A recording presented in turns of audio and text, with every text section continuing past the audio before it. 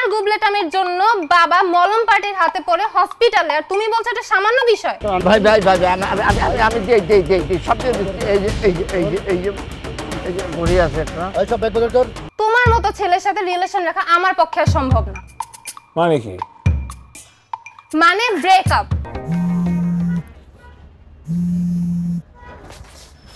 Uncle বের হয়ে গেছেন? এখানে তো 2 নম্বর গেট নাই, অনেক খুঁজলাম।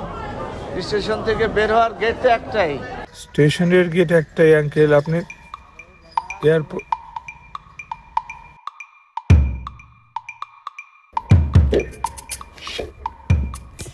আঙ্কেল আপনি জাস্ট 5 মিনিট দাঁড়ান, আমি আসতেছি।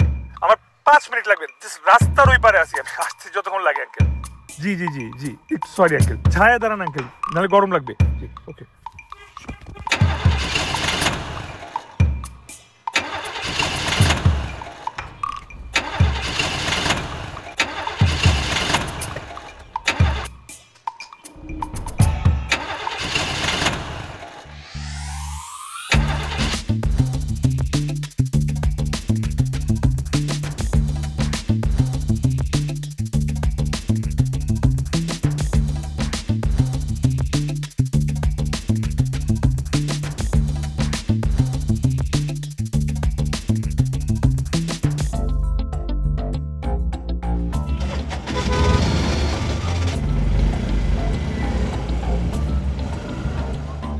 কি হলো, থামালেন কেন গাড়ি?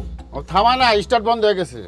আরে বাবারে, গাড়িতে উঠলাম সেটা ডিস্টার্ব, এখন সিএনজিতে উঠলাম সেটাও ডিস্টার্ব, একটা না একটা সমস্যা। আচ্ছা আপনি একটু বসেন, আমি দেখতেছি। আর কি বলবো ভাই, তাড়াতাড়ি করেন তো, তাড়াতাড়ি করেন, আর ভালো লাগছে না।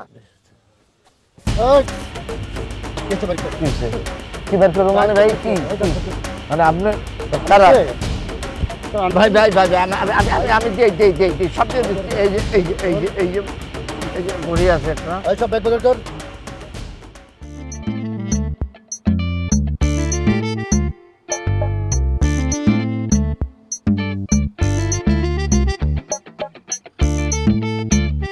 একটা মানুষ এতটা কেয়ারলেস কিভাবে হয়? সব কাজেই তোমাকে কোনো না কোনো গুবলেট করতেই হবে। আমার কি দোষ? তুমি তো আমাকে বলছিলে এয়ারপোর্ট, কিন্তু একবারও বলো নাই যে এয়ারপোর্ট রেল স্টেশন। আমার বাড়ি কোথায়? তোমার নেত্রকোনা। বাবা নেত্রকোনা থেকে প্লেনে আসবে?